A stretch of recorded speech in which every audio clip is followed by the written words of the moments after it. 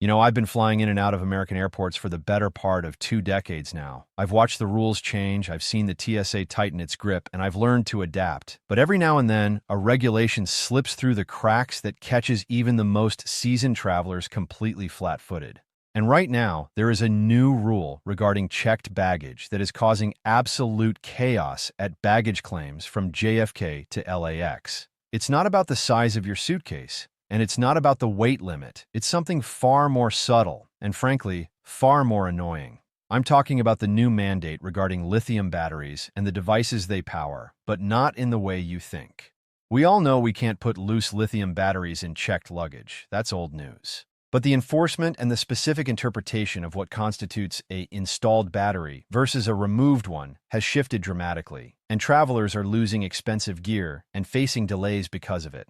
So, before I break down exactly why this is happening, how the officers are now trained to spot violations, and the one specific trick that will save your electronics every single time, let me ask you this. When was the last time you actually read the fine print on the airline's website before you packed your bag? Or do you just rely on what you knew 5 years ago? I really want to know your packing habits, so drop that in the comments and let's see if the majority of us are flying by the seat of our pants. I'm asking you to share because the answer to that question usually tells me exactly who is going to get stopped at the security checkpoint or, worse, have their bag pulled off the tarmac. And trust me, you want to stick around for the explanation I'm about to give because this new enforcement wave is so specific that it's tripping up people who literally fly every single week. I'm talking about consultants, pilots on their commutes, and even active-duty military personnel. It's one of those situations where the technology we carry has evolved faster than the public's understanding of the rules, and the airlines are finally cracking down to avoid fires in the cargo hold.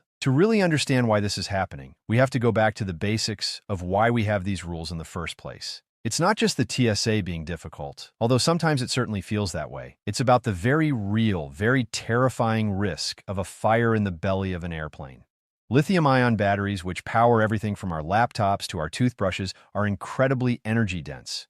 If they short-circuit, overheat, or are damaged, they can enter a state called thermal runaway. That's a fancy way of saying they burn incredibly hot and are almost impossible to put out. In the passenger cabin, we have flight attendants with fire extinguishers and fire containment bags. In the cargo hold, a fire can smolder for hours before anyone even knows it's there. Now, the old rule was simple. Loose lithium batteries must go in carry-on luggage. That hasn't changed. But the gray area has always been about devices. For years, travelers have been shoving old laptops, power banks, and even those rechargeable hand warmers into their checked suitcases without a second thought, assuming that because the battery is inside a device, it's safe. And for a long time, that was largely tolerated if the device was obviously a consumer product. But the new interpretation, and the one that is catching people off guard, centers on the word installed versus securely installed. The difference might seem like splitting hairs, but in the eyes of a baggage screening officer, it's the difference between a safe bag and a hazmat situation. If you throw a laptop into your checked suitcase that is simply closed, but the battery is easily accessible, or the device could accidentally power on due to pressure on the keyboard, that is now a major red flag. The concern is that if the device turns on in the bag, the vibration and movement of the luggage handling system could cause the internal components to short circuit. Similarly, power banks are a massive target. I've seen people throw those brick-sized chargers into their main luggage thinking they are safe because they are turned off.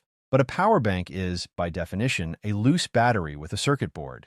Even if it has a plastic case, it is treated as a loose lithium battery, and it is absolutely prohibited in checked bags. But the real shocker, and the thing that is making people stand at the ticket counter with their mouths hanging open, involves devices that have non-removable batteries. Think about the modern trend. Everything is sealed now. Your Apple MacBook, your iPad, your expensive wireless noise-canceling headphones, even those high-end electric razors.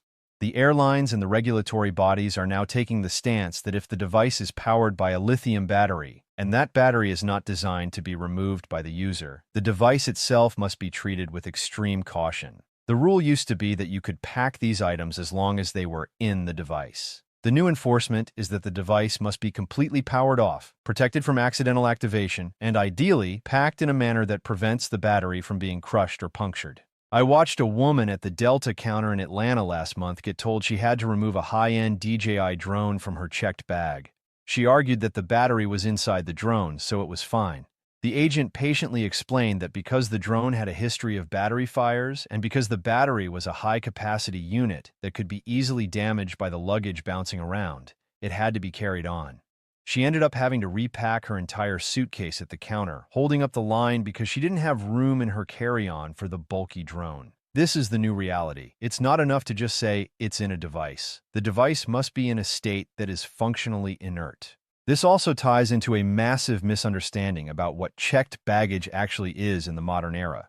We tend to think of the cargo hold as a big closet. It's actually a chaotic, violent environment. Your bag is thrown, dropped, stacked upon, and subjected to massive temperature swings.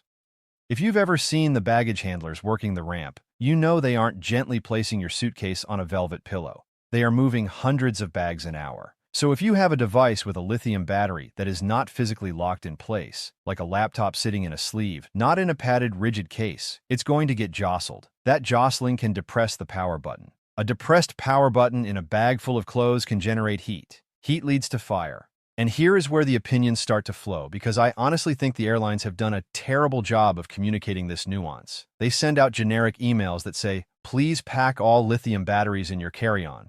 But they don't explain the why behind the new scrutiny. They don't tell you that if you are checking a bag with a mobile phone that you forgot was in the side pocket, you are technically violating the rules. And if that phone is discovered during a random bag search, not only will they remove it, but they might also delay your bag to the next flight, or in some cases, involve security to question you about why you tried to check a prohibited item.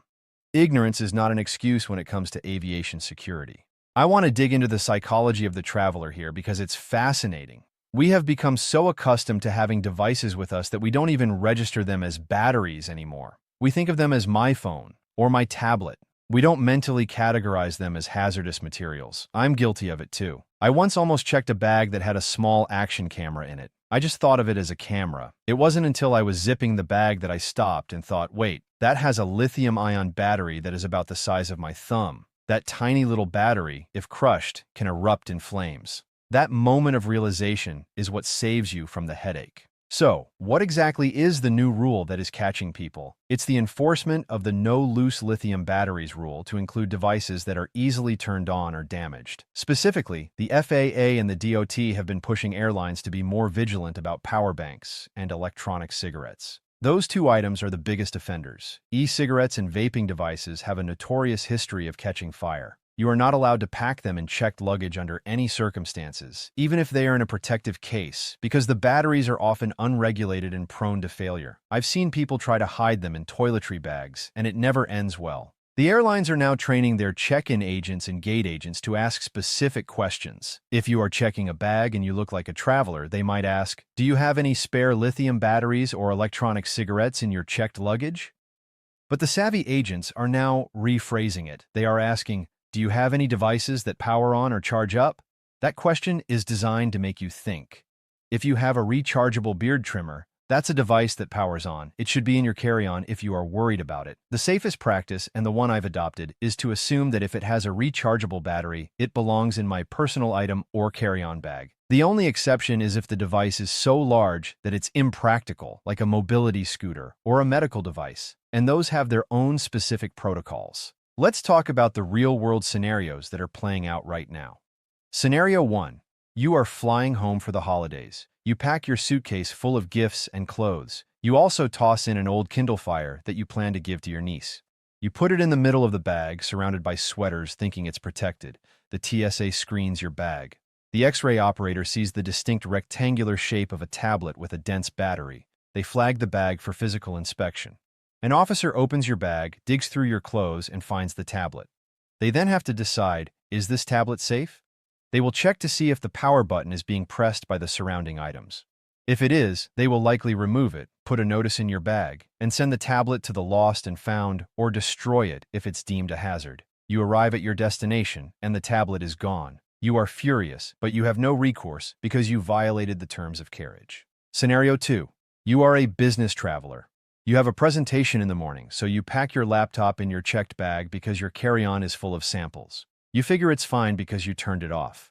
But modern laptops don't always turn off completely. They have sleep modes and hibernate modes. If the lid is slightly pressed in the bag, it could wake the computer. A running laptop inside a suitcase has no ventilation. It overheats. Now you have a fire risk at 30,000 feet. This scenario is the one that keeps safety managers awake at night. The reason I'm so passionate about this topic is that I see the disconnect between the rules and the enforcement. The rule hasn't technically changed on paper for the average consumer in terms of watt-hour ratings for devices under a certain size, but the interpretation has changed. The inspectors are now looking for vulnerable batteries. They are looking for batteries that are not physically secured. So, what is the solution? How do you pack a checked bag safely in 2024 and beyond? First, you have to do a battery audit. Before you close your suitcase, physically unzip every pocket. Check the little mesh pockets on the inside of the lid. That's where people always forget their portable hard drives with built-in batteries or their wireless earbuds charging case. The charging case for AirPods is a lithium battery. It is small, but it is considered a spare battery if it's not actually attached to the earbuds and in your ear. That case needs to be in your carry-on. I cannot stress this enough. Those little white cases are getting confiscated by the dozen every single day because people toss them in the big bag. Second, if you absolutely must check a device with a hard battery, you need to make it impossible for that device to turn on. This means physically isolating the power button. Some people travel with a hard plastic case for their laptops specifically designed for checked baggage. But a cheaper method is to put the device in the middle of your clothes, but also put a piece of stiff cardboard over the keyboard area to prevent pressure on the keys. It sounds overkill, but it shows intent. It shows the inspector that you are trying to comply with the spirit of the law. Third, and this is the controversial opinion I hold, I think we need to move away from checking anything with a lithium-ion battery entirely. The risk, while statistically low, is not worth the convenience. If you can carry it on, do it. The only reason to check a battery-powered device is if it's physically too large to go through the checkpoint, like a large camera rig. And in that case, you need to declare it at the ticket counter. Don't just hide it. Tell the agent, I have professional camera equipment with lithium batteries that are installed in the cameras. They will usually tag the bag as fragile or give you a heads up on how to pack it. Communication is key. Another massive shift that is catching travelers off guard is the international variation of this rule. If you are flying into the US from overseas or out of the US to another country, you are subject to the rules of the nation you are flying to, as well as the airline's rules. I had a friend who flew from Tokyo to Chicago, and he had purchased one of those fancy Japanese rice cookers. These things are heavy and often have electronic components, but not necessarily lithium batteries. However, he also bought a portable electric generator for camping, a power station. He put it in his checked bag. In the US, these large power stations are technically not allowed in checked bags because they exceed the watt-hour limit, typically 100 watt-hours without airline approval. He didn't know that. His bag was stopped during transit, and the power station was seized. He lost $400 worth of equipment because he assumed it was just a battery pack and didn't check the specific watt-hour rating. The watt-hour rating is the secret code you need to understand. It's usually printed on the battery itself. For checked baggage, you generally cannot have batteries over 100 watt-hours without airline permission. Most laptop batteries are under 100, but some professional video cameras and tools have batteries that are 120 or higher. Those must be carried on, and you may need to notify the airline. If you check a bag with a battery over 100 watt-hours and they find it, that bag is not flying. Period. End of story. End of. Let's also discuss the spare battery confusion. I see people all the time with a plastic bag full of AA batteries. Alkaline AA batteries are fine in checked bags. They are not lithium-ion. But the moment you pick up a lithium-ion rechargeable AA battery, like the ones used for cameras, those are regulated. The shape doesn't matter. The chemistry does. So if you have a battery charger with 4 rechargeable lithium-ion AA batteries inside the charger, is that considered installed or spare? In the eyes of the inspector, if the batteries can be removed without tools, they are considered spare. The charger is just a holder. Those batteries need to be in your carry-on. This nuance is causing people to lose their expensive Eneloop batteries and camera flash units because they think the charger acts as a protective case. It does not. The enforcement of these rules isn't just happening at the initial security screening, it's happening at the gate. I've seen gate agents ask for volunteers to check their carry-on bags because the flight is full. People are happy to do it. They grab their laptop bag and toss it onto the pile of bags going into the cargo hold. That is a disaster waiting to happen. If you volunteer to check a bag, you must remove every single lithium battery and every electronic device from it right there at the gate. Don't assume the gate agent will remind you. They are busy trying to board 150 people. It is your responsibility. I've watched people check their backpacks with their iPads inside, realizing it halfway to their seat, and then it's too late. That iPad is now in the cargo hold, subjected to pressure changes and bumps, and technically violating the rules. And what happens if that iPad catches fire? The chances are slim, but the consequences are catastrophic. That's the part we forget. We think about the inconvenience of losing our device.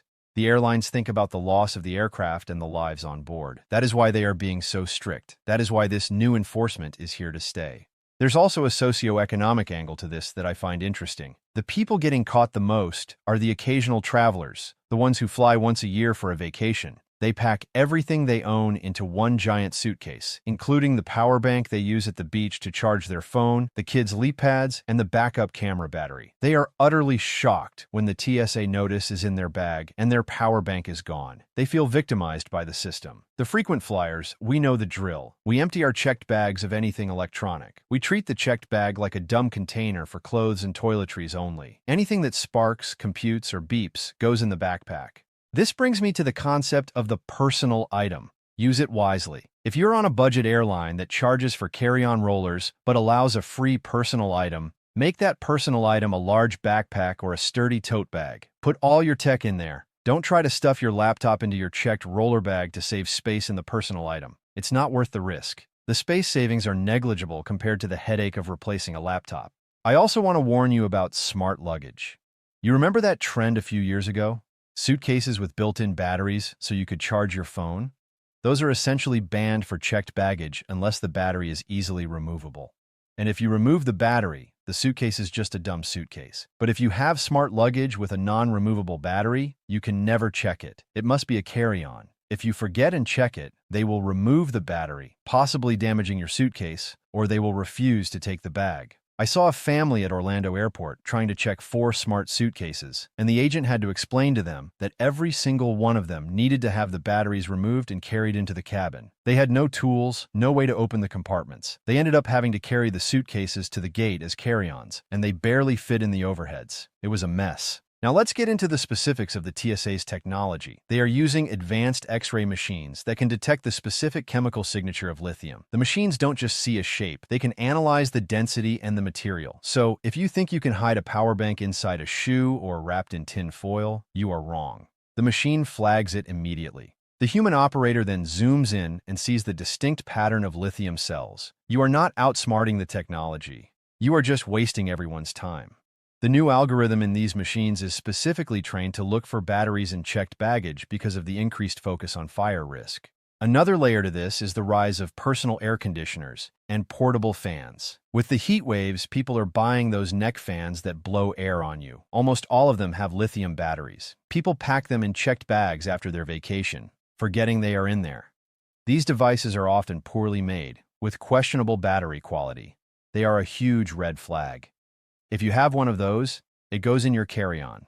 The same goes for those electric scrubbers for cleaning, electric makeup brushes, and even some high-end electric toothbrushes that have lithium-ion cells instead of NiMH.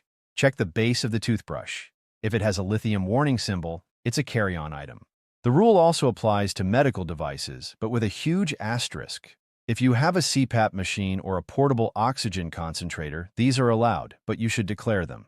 The batteries for these devices are usually large and must be carried on. However, if you have a spare battery for your CPAP, that spare must be in a protective case, and the terminals must be covered to prevent short-circuiting. You can pack the machine itself in checked luggage if you remove the battery, but it's generally recommended to keep the whole unit with you. The TSA has a specific exemption for necessary medical equipment, but that doesn't mean you can be careless. You still have to follow the battery safety rules. Let's look at the future for a second. As we move toward electric vehicles and larger personal electronics, the rules will only get stricter. We are already seeing restrictions on hoverboards and electric scooters. Many airlines have banned them entirely, even in carry-ons, because the batteries are so large and prone to failure. If you are traveling with any kind of personal electric vehicle, you need to call the airline weeks in advance. Do not just show up at the airport expecting to bring your electric skateboard.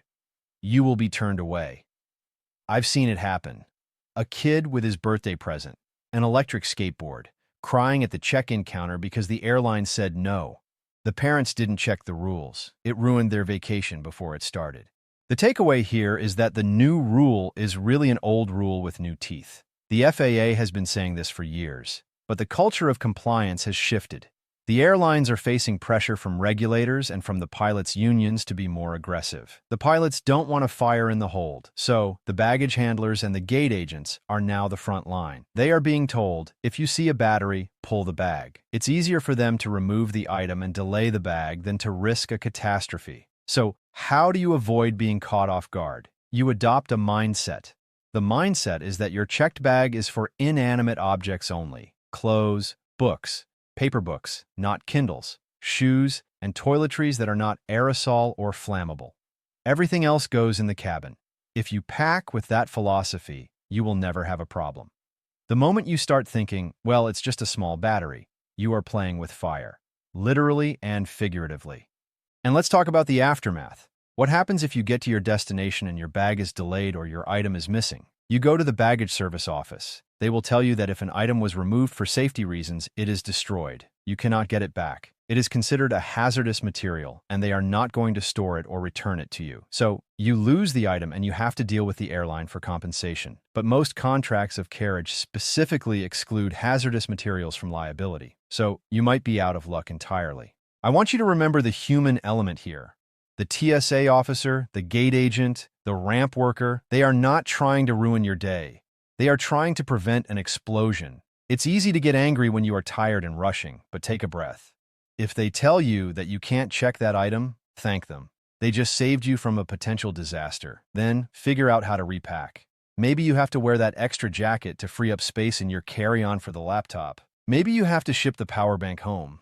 It's inconvenient, but it's the reality of modern air travel. This entire conversation boils down to one simple truth. The rules exist because of incidents that have happened. There have been cargo hold fires caused by lithium batteries. There have been near misses. We don't hear about them often because the systems work and contain the problem, but the risk is real. The new vigilance is a direct response to the increasing number of devices we carry. As our lives become more wireless, our luggage becomes more hazardous. We have to adapt our packing habits to match the technology. So, the next time you pack a checked bag, stop for 60 seconds. Pat down the outside of the suitcase. Feel for the hard lumps of electronics. Unzip every pocket. If you find a charging cable, follow it. Where does it lead? Usually to a battery pack. That battery pack needs to come out. Make it a ritual. I promise you, the peace of mind you get from knowing your bag is compliant is worth more than the minor hassle of carrying a few extra items through security. And that's the reality of the new checked bag rule. It's not about a new law being passed. It's about the enforcement of an existing law finally catching up with the technology we take for granted. It's about the airlines saying, enough is enough, we are not taking the risk anymore. It's a shift that requires us to be more mindful, more aware, and more responsible for the power sources we pack. The days of tossing a phone in a suitcase are over. From now on, everything that sparks stays with you in the cabin. Fly safe, pack smart, and I'll see you at the gate.